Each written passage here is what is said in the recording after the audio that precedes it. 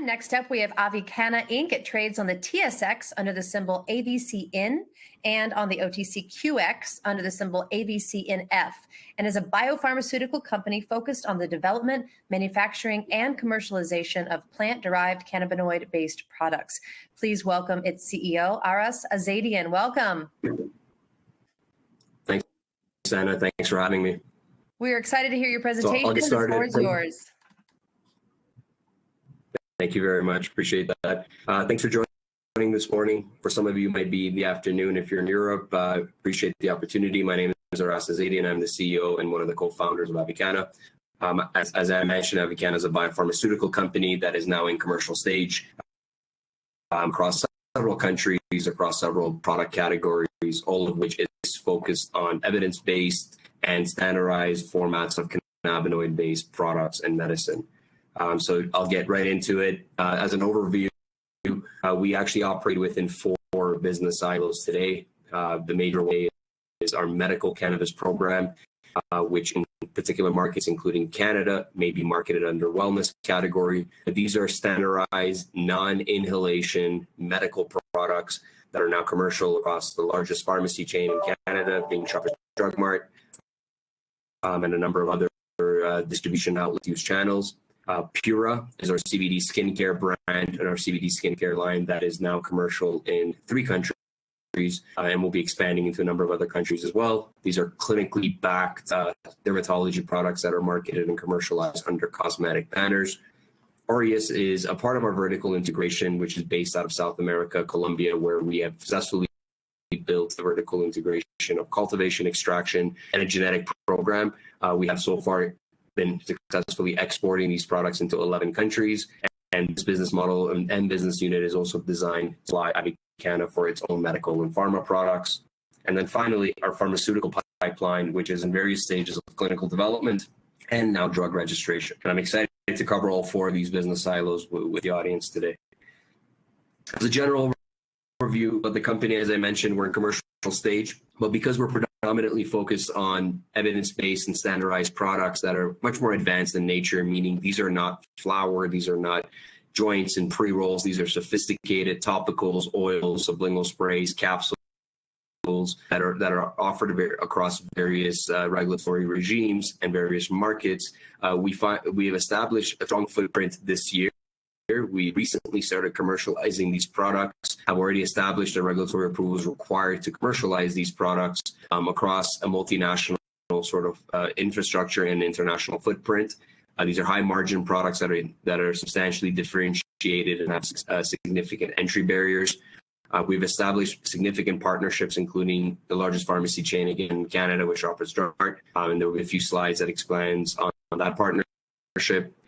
All of this is really the result of a very well-established and advanced scientific platform. You know, for the past 5 years, Avicanna has been predominantly focused on R&D, preclinical and clinical development, an approach that very few companies within the cannabis space have taken. We've been lucky to be part of a Johnson & Johnson incubator called J-Labs for the past 4 years.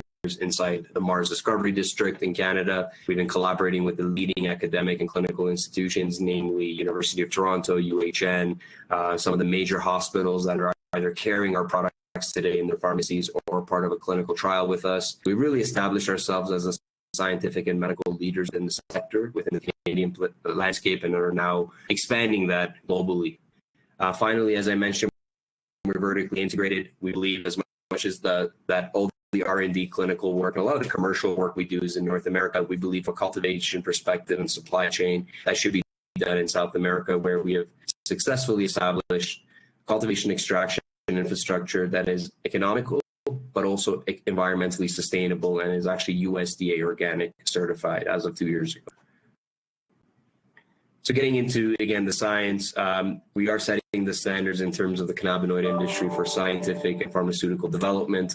Everything that we do is Avicanna intellectual property, meaning everything from the patent submissions to all the know-how, trade secrets of formulation development is all Avicanna owned.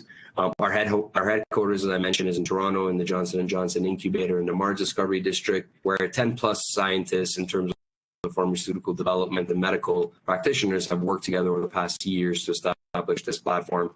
We have an extensive intellectual property portfolio with several pending patents, but we also have an extensive drug development pipeline that is still proceeding. So while we've already commercialized over 30 SKUs globally, we're still working on advancing some of those SKUs and a pipeline that actually includes more sophisticated formulations such as transdermal patches, sustained-release tablets, nanoparticle formulations, which is essential for cannabinoids that are hydrophobic.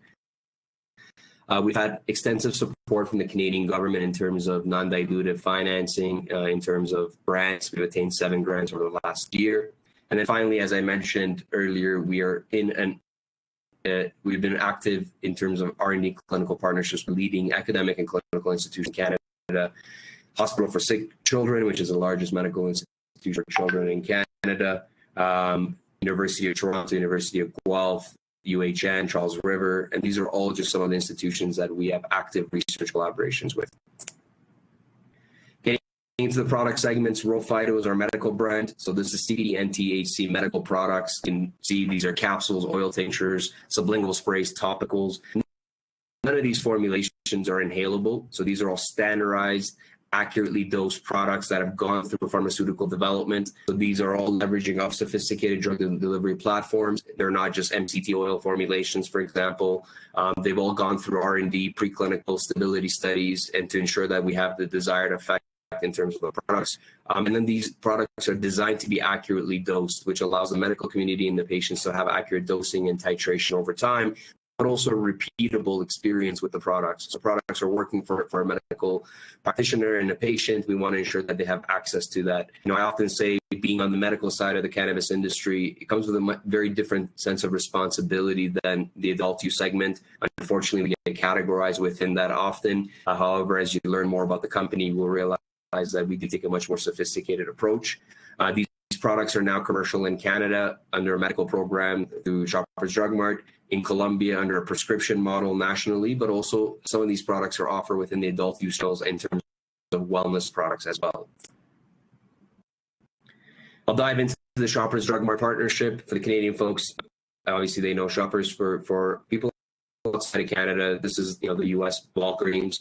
This is a major pharmacy chain, and this is in fact today the only major pharmacy chain globally that is carrying medical cannabis at a federal level, which our products are available to patients in the medical community. One is through their medical channel, which is a commercial channel called Medical Cannabis by Shoppers.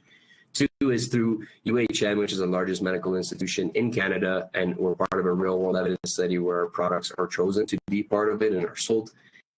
And then 3, these products are currently available to major Canadian hospitals, and we started this initial collaboration with Sunnybrook Hospital. For those of you that may know, Sunnybrook is one of the most important, most significant medical institutions and hospitals in Canada. Our products are available in their Odette Cancer Center pharmacy, meaning oncologists can prescribe these products for patients to pick up. We are the only cannabis brand and only medical products that are available within a major hospital pharmacy. These are the most vulnerable patients. These are perhaps the most active physicians that know medical cannabis has benefits for their oncology patients, and they only feel comfortable prescribing our products knowing that they can dose accurately, they can titrate accurately, and they can measure things such as drug-to-drug interaction. So we're very proud of this partnership, and I think it sets a very strong proof of concept in terms of the opportunity of these products at a global level. Moving on to the commercial portal at Shoppers. This has been a significant revenue driver for us that we launched initially here about 10, 11 months ago. What's really interesting is that 75% of our sales within the portal are to adults older than 41 years old. The segment, which you can see identified here, is 61 to 75-year-olds. So there's about 30,000 patients that today are getting their medical cannabis products from this portal, and we have quickly established ourselves as one of the leading brands where our products, we have 10 SKUs that are available today to the medical community, and the patients have done extremely well and continue to see quarter over quarter exponential sales growth. Very proud of this in terms of proof of concept, but to also be a medical company to succeed in the most medically advanced commercial channel for cannabis in the world is for us, again, a massive proof of concept. We've taken the learnings and essentially the success we've had within the medical channel, and we've also expanded SKUs of these products into the adult use segment in Canada, which is substantially larger. This is a $4 billion market. And within that channel, we currently have 10 listings across Ontario, Alberta, Saskatchewan, New Brunswick, and Manitoba. So this has been a good start for us. We're quite pleased with the early success we've had. We expect that the sales within the adult use channel will continue to expand. Our CBD line that I introduced earlier, Pura, is marketed under Pure Earth in Canada, marketed under Pure H&W in other markets, is now commercial as well. This is a clinically backed skincare line that is utilizing the benefits of CBD. So CBD has the effect of sort of homeostasis, or what we call balance within the skin. So if there's too much oil production, it tends to lower that. If there's inflammation, it tends to lower that. So we built a line of 13 SKUs that are specifically designed to have a specific function, meaning focus on oily skin for acne, or a different formulation is designed for eczema, a different formulation is designed for anti-aging effects. So from the 13 SKUs, 3 of them are now launched in Canada, about 8 of them are launched in Colombia, and we're launching in Q4 in Ecuador, US, and these are offered in Canada across medical cannabis by shoppers as well, but also across adult use channels, and we're just starting to see the sales spike it or grow in terms of commercialization. As I mentioned earlier, we have recently commercialized in many of these markets. So after 5 or 6 years of development, we're in a very, very exciting phase where these products are coming into the market. As I mentioned, we take an evidence-based approach. It's very important for us to make sure that when we're delivering cannabinoid-based products, there's evidence, there's safety, and there's efficacy behind them. Even in our consumer products and our skincare products, we've completed human clinical trials of about 50 patients per product that has been concluded. I apologize in advance. Some of the formatting, I think when we transfer the presentation PowerPoint here, has been a bit adjusted. However, this is available on our website, and what you can see that is that through real clinical trials, which from our understanding, no CBD care product has yet. There's a lot of what we call garage-made products in the market, and that's why it's important for us to take a more sophisticated approach in terms of what we're offering. Final sort of brand and product lines that are outside of our pharma realm is a partnership with Al Harrington, an MBA veteran, MBA great. He's also been a social equity ambassador in this industry. We built the partnership focused initially on Replay, which is a CBD brand for sports and sports recovery. They are commercializing this brand in the United States. We're commercializing it in Canada. The formulations behind these products are all Avicanna. So Avicanna developed the formulations in Parton and his team of medical doctors and sports trainers and our R&D team. We're expecting to launch both in Canada and US this year. Viola is an adult use brand that is focused on Black ownership, social equity, and social responsibility, something that has been substantially neglected within the cannabis industry, and we are commercializing that for them and supporting them with that, leveraging off of our infrastructure in Canada to do so in the Canadian commercial market. This slide essentially portrays how we expect to segment these particular products and lines in Canada. On the recreational or adult use side, it's predominantly Viola, which is not Avicanna brand, but we're just leveraging off of our infrastructure and treating it as a revenue generator. In terms of wellness, which is skincare, medical, and sports care, this is all being covered again in adult use.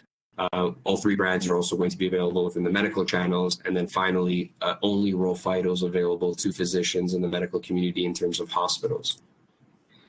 Quick look of Latin America. We have built a very strong infrastructure there. As I mentioned, we do our cultivation extraction there, but in addition to that, we've built a vertical integration that goes all the way to the finished product into the patient's hand. So we're taking the Canadian advanced formulations and we're leveraging off of our own input materials to produce very high margin, very accurate, and substantially advanced products for the Latin American market. We've done a bit of a soft launch in Colombia. Today we have about 1,000 physicians that have been trained and we're producing these products in our own good production practices facility. Once we attain a prescription from a physician, we can deliver a product to a patient. We've built Abbycare, which is a patient support program that helps us in many ways. This is very important in terms of we're generating revenue in Canada and Colombia in our medical products, but we're also generating data. We're really learning which indications are benefiting the most from cannabis. And because our products are not inhalation, they're not for the sake of simplicity, weed, we are actually able to track what cannabinoid ratios, which cannabinoid deliveries, and which cannabinoid doses have the most safety and efficacy. And that really has been supportive, not only in our submissions to the regulatory bodies, but also from a commercialization perspective, but also from a clinical development perspective in which we've been able to optimize our protocols. A look at our vertical integration. In Colombia, we have two majority-owned subsidiaries, Santa Marta Golden Hemp Sativa and Nativa, that are located in Santa Marta. Santa Marta is the tropical coast of Colombia, which has optimal conditions in terms of 12 hours of sunlight all year round, mild humidity all year round, perfect temperature. It's become this optimal place for us to cultivate. And over the last 3 years, we've had over 30 commercial harvests. From these commercial harvests, we've been able to validate and improve and optimize our cost per gram below 10 cents, which is 1/10 the Canadian US average price. We've been able to successfully, from a regulatory perspective, achieve major milestones in terms of exporting these raw materials, which is CBD, THC, and CBG, into now 11 countries. This vertical integration is, again, designed to supply us for our cosmetic, medical, and pharma, but also some of our partners that we've established in Europe and in South America that are taking a pharmaceutical pathway, or are pharmaceutical companies that are relying on our active ingredients. An example of one was press release a few weeks ago, which was with a large pharmaceutical company in Brazil that is going to be utilizing our active ingredients for their medical and pharmaceutical products. Getting into the pharmaceutical candidates, this is obviously the vision of the company. This is where we always intended to land. All the other business models and business units has essentially been leveraging off of what we have already put in place to generate data, to generate revenue. But the ultimate goal of the company is to be a pharmaceutical drug company, drug development, and leverage off of the scientific platform, but also the vertical integration. Economical and advanced cannabinoid-based drugs. Today, we've submitted for drug registration and marketing authorization for an epilepsy drug called Trunerox. This is an approval stage in a couple of countries, and specifically one was submitted last week in Colombia. We expect in South America these products to be registered and commercialized as early as 2022. We have a couple of other drug candidates that are going through the similar process in terms of drug registration in South America, and then we have two drug candidates that are going through the process of preclinical and clinical development with focus on a rare skin disease called epidermolysis bullosa and osteoarthritis, which is another topical drug. This is essentially what we call the cannabis version of a Voltaren that is in preclinical stage. We recently finished an animal osteoarthritis study that did well, and we're now looking into taking that product into later stages of clinical development. As a pharma company, of course, our pipeline is very important. So this just gives you an example of what we've accomplished. In 2020, we completed the cosmetic clinical trials. We're currently enrolled in a number of real-world evidence trials, and then our two drugs that are in preclinical and clinical development are progressing into now clinical phase 1 and phase 2. Got about 2 minutes, so I'll try to be quick. From a financial highlights perspective, we are relatively a small company in terms of market cap. We're very tightly held in terms of institutions and insiders. The company has, while position has tried to be non-dilutive, only 41 million shares issued over the past 6 years. We've established, obviously, the infrastructure and the commercial channels now. We believe it's prime time for the company to have its stock recover. I often get asked, well, who are your peers, Aras? And I think it's a very difficult question to answer, because on one side, we're too biotech for the cannabis investors, and we're too cannabis for at least what was the biotech investors previously. We're seeing further engagement now. We have some Colombian peers that are just supply chain companies. We're trading below their value. We have Canadian biotech companies that don't have the vertical integration we have. They don't have the commercial channels that are already active that we have, that are trading above us as well. So for me, considering that we have both the scientific platform, commercial channel, plus the vertical integration, I think it's a 1 + 1 = 3. But today, unfortunately, we're 1 = half. The bios here have been cut off. It was formatted, but this is all, again, available. The management team has been close. We've been together since the beginning. We've obviously made some additions and improvements. Again, the board is cut off in the formatting. So this is, again, I apologize, but this is something that will be available on the website. From a major milestones perspective, we are, 2021, the second half of 2021 is predominantly focused on pharmaceutical commercialization, medical commercialization, the brands Replay, Viola in Canada, Pura expansion. We're making some further progress in terms of our clinical development, but really the second half of this year has been predominantly focused on commercialization. The objective of the company is to be profitable and sustainable while it continues to develop its drugs.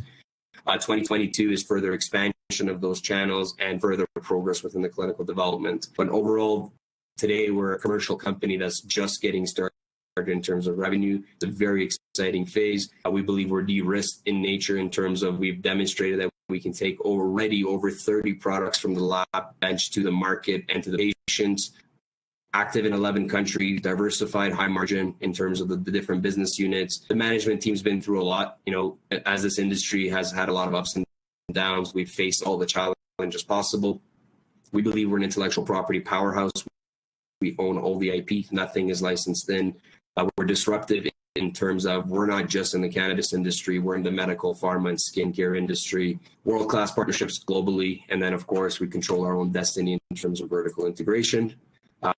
This is just a look at where we're active, where our brands are active, and the commercial business models that have matured over the past year. The check marks are little victories for us in terms of expanding these products into various markets and activating them in terms of revenue.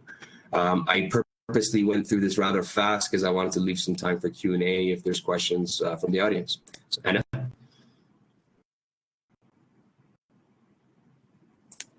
All right. Thank you so much. We do have quite a few questions and about a minute or two left. Okay. Turner Riddle wants to know, are you targeting specific ailments with your medical cannabis, or do you have different strands for each? Yeah, so for us, it's not the strains, it's the actual product that we're focused on. And we have a particular drug candidate that's a topical that's focused on EB, a rare skin disease. We have a deep tissue gel that's focused on osteoarthritis. And then we have particular oil products that are, or sprays and tablets that are focused on chronic pain, on sleep, and of course, chronic pain. So our drugs are very much specific, indication specific focus. Sierra Bush wants to know if you have any U.S. chain partners. In the U.S., we've actually have a commercial partner for our Pura brand, our skin care brand, which is a company called Red, White, and Bloom. They're across multiple states in the U.S. We are licensing some more intellectual property, as I mentioned, to Replay and Al Harrington, a former NBA great, for the U.S. as well. But otherwise, that's it. That's our initial infrastructure. We're not THC touching in the U.S. FDA pathway. We don't want to piss them off. But that's our initial infrastructure, and we're expanding further into the U.S. later this year. Ed Abu says, thank you for being a fully reporting company. When do you believe you will uplist to the Nasdaq to attract large institutional investors? That's a fantastic question. And I think that for us, the objective was this year to organize, to clean up, to get revenue across business models and to get those revenues up in early 2022, make the company profitable, and then join and uplist into the Nasdaq, where we will have more sophisticated institutions and also more sophisticated retail investors that actually appreciate the biotech approach. As a Canadian company, people probably know biotech is not very sexy in Canada, so we do need to get to the Nasdaq, and we intend to do so in the second part of 2022. And Kyle Landry wants to know, are there any other verticals you're looking to get into in the future? I mean, our predominant focus is going to be pharmaceutical, medical. Because we also have a raw material business, we're also supplying many other companies that are looking at other verticals. So we have companies that are, for example, looking at animal care, license formulations to them, and actually supply them with the cannabinoids. But we really want to dig our heels in terms of making sure that the medical, pharma, and skincare business units succeed, become substantial business units before further investing in other segments. And Catherine Boyd says, you're part of a J&J incubator. Do you have access to their technology in the biopharma space? It's a great question. We get mentorship from them. We're within a 40,000 square foot lab space where we have our own 2 labs, but than we get a lot of common lab space. But what I have had in the last 4 years has been incredible mentorship from them. So they provide us with support protocols. They review our studies. They provide us with guidance as to next steps. What they haven't done is take an equity position yet, which is something that we've obviously always requested. But they obviously they're treading very carefully in terms of the cannabis industry. But we've had tremendous support from them. In many ways, you can see that our business model has been built similar to a J&J, in which we have our pharma division, like a Janssen's. We have our skincare division, which would be your J&J Neutrogena and Avene. So this is not a coincidence that we've had that much support from them. Mary Jane Green wants to know how many patents you have granted, or do you plan to announce any in the next 6 to 12 months? We will be announcing a lot. We've been doing a lot of work in terms of submissions of patents, but also attaining the clinical and preclinical data that will allow us to actually get the grants, the patents granted. So there will be a lot of news coming around that as well. Okay. And Courtney Dickinson says, it's nice to see liabilities and even more so expenses dropping over the last 2 quarters. Do you have a time frame to cash flow positive? We haven't provided guidance, but at a very macro level, we think we're probably anywhere between 3 to 6 months away from that. And, you know, for a biotech company to be profitable prior to its drugs being approved, I think is quite remarkable. But we had to take that position because the story is often misunderstood due to its complexity. So we figured storytelling, it's time to just show the fundamentals, and then to focus and to rely on our own internal business to fund these clinical trials and drug development processes. So we're very, very close. Last question from Sol Parrish. I read about the revocation of the cease trade order. Is there any chance that this could happen again? Absolutely not. I mean, we're taking particular measures to ensure that isn't happening in terms of management, but this is predominantly due to our auditors that were very cannabis friendly, let's say, in terms of Canada. As everyone can imagine, the stigma around cannabis has always had challenges for banks and auditors. This firm was very friendly with cannabis, and they decided to de-risk and essentially exit the industry in many ways. And we were one of the victims to that process. Unfortunately, this wasn't done in a way that we were notified, and it was done in a way that led to a cease trade. We obviously worked very hard to get back, and we're working with new auditors that we're very happy with. So I do not expect, and I will not allow that to happen again. All right. Well, Aras, thank you so much for this great presentation. We look forward to having you on again and hearing your updates. Thank you so much. Thanks, Anna. Thanks for having me. All right, everyone. We are going to transition to our next presenter. Stay with us. We'll be right back.